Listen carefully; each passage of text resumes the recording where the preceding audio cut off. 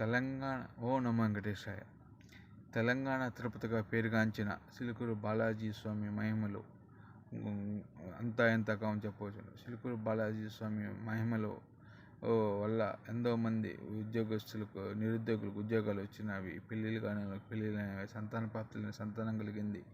వ్యాపారాలు కానీ ప్రారంభించినప్పుడు వ్యాపారాలు మంచి లాభాలు గడించడం జరిగింది. ఎన్నో విధాల కూడా స్వామివారి మహిమల వల్ల ఎంతోమంది ప్రయోజకులైన చెప్పడం కూడా ఏమాత్రం లేదు. ఈ సిలుకూరు బాలాజీ స్వామివారి విశిష్టత ఏమిటంటే, స్వామివారి ఆలయానికి వచ్చిన ప్రతి ఒక్క భక్తుడు కూడా వాళ్ళ కోరుకున్నప్పుడు 11 ప్రదక్షిణాలు చేయాలి. కోరిక నెరవేరినప్పుడు 108 ప్రదక్షిణాలు చేయవలసి ఉంటుంది. స్వామివారి మహిమలు అంతా ఎంత కావం చెప్పడంలో ఏమాత్రం అనుమానం లేదు. సిలుకూరు బాలాజీ స్వామికి హైదరాబాదు నగరం నుండి దాదాపు 30 కిలోమీటర్ల దూరంలోని సిలుకూరు అనే ఒక గ్రామంలో శ్రీ వెంకటేశ్వర స్వామి వేయించి ఉన్నారు.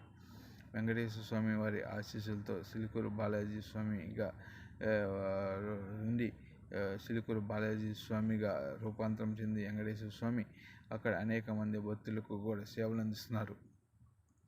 స్వామివారి మహిమల వల్ల ఎంతోమందికి కూడా మంచి జరిగిందని కూడా చెప్పడంలో ఏమాత్రం లేదు. ఇక్కడ మరొక విశిష్టత ఏమిటంటే, స్వామివారిని వీసా స్వామివారిగా పిలుస్తుంటారు. అంటే విదేశాలు వెళ్ళే వాళ్ళకి వీసాలో అనేక ఇబ్బందులు తలెత్తినప్పుడు స్వామివారి దగ్గరికి వచ్చి మొక్కును వెంటనే వారం రోజుల్లోపే స్వామివారికి వీసా ప్రాప్తిస్తారు. వీసాకి ఎలాంటి అడ్డంకులు లేకుండా వీసాను ఇస్తారనేది కూడా ఇక్కడున్న ప్రసారం కావడం వల్ల స్వామివారిని వీసా స్వామివారిగా కూడా చెబుతుంటారు. అందుకని శ్రీ వెంకటేశ్వర స్వామిగా పేరుగాంచిన చిన్న తిరుపతిగా పేరుగాంచిన సిలుకూరులోని అనేక మంది భక్తులు కూడా వచ్చి శనివారాలు మరియు ఆదివారాలు వీకెండ్స్ డేస్లోనే దాదాపు రోజుకి 40-50 వేల మంది భక్తులు కూడా స్వామివారిని దర్శించుకోవటం జరుగుతుంది. సోమ, మంగళ, బుధ, గురువారాలు, శుక్రవారాలు అయితే స్వామివారిని 25,000 నుంచి 30,000 మంది దర్శించుకోవడం జరుగుతుంది. శుక్రవారం నాడు ఎంతో ప్రతిష్ట కలిగిన అభిషేక కార్యక్రమం నిర్వహించగలిగింది. అభిషేక కార్యక్రమంలో స్వామివారికి అభిషేకానంతరం కూడా అక్కడ అయ్యగారులు అంటే పంతుళ్ళు అంటే అయ్యగారులు ఇచ్చే ఈ పంచామృతం కానీ లేకపోతే పసుపు కానీ ఆరోగ్యాలు లేని వాళ్ళకి, అదేవిధంగా సంతాన ప్రాప్తి లేని వాళ్ళకి, జాబులు రాని వారికి, పెళ్ళిళ్ళు కాని వాళ్ళకి కానీ ఆ తీర్థ ప్రసాదాలు కానీ ఆ పంచామృతం కానీ ఆ పసుపు కానీ స్వీకరించిన వెంటనే వాళ్ళకి మంచి జరిగి వాళ్ళ అనుకున్న కోరికలు కూడా అన్నీ కూడా వారం రోజుల్లోనే వెంటనే తీరుతాయని చెప్పడం కూడా ఏమాత్రం అనుమానం లేదు. స్వామివారి మహిమలు అంతా ఎంత చెప్పడం కూడా ఏమాత్రం లేదు. అందుకని స్వామివారికి తిరుపతిలో ఉన్న వెంకటేశ్వర స్వామికి రోజుకి 70-80 వేల నుంచి 90 వేల మంది, లక్షల నుంచి పైగా ఒక పర్వదినాలు వస్తుంటారు.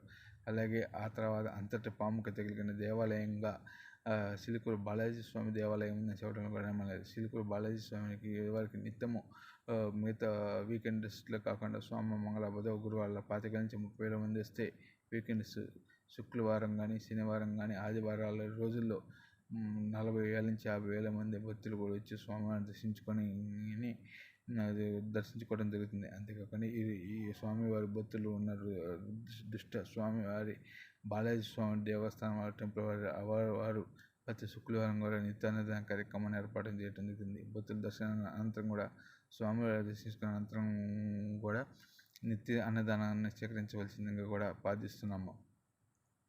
స్వామివారి ఇక్కడ ఉన్న ప్రతిష్ట ఏంటంటే, ప్రపంచంలోనే ఎక్కడ లేని విధంగా గుళ్ళకి ఉన్న విశిష్టత ఏమిటంటే, ఇక్కడ ఉండి అనేది ఉండదు. స్వామి కానుకలు కానీ ఏదైనా ఇవ్వదలుచుకుంటే స్వామివారికి పొండి ఇవ్వడం జరుగుతుంది తప్ప స్వామివారికి ఎలాంటి ఉండి కానీ కానుకలు కానీ రూపంలో చెల్లించడం అనేది ఉండదు.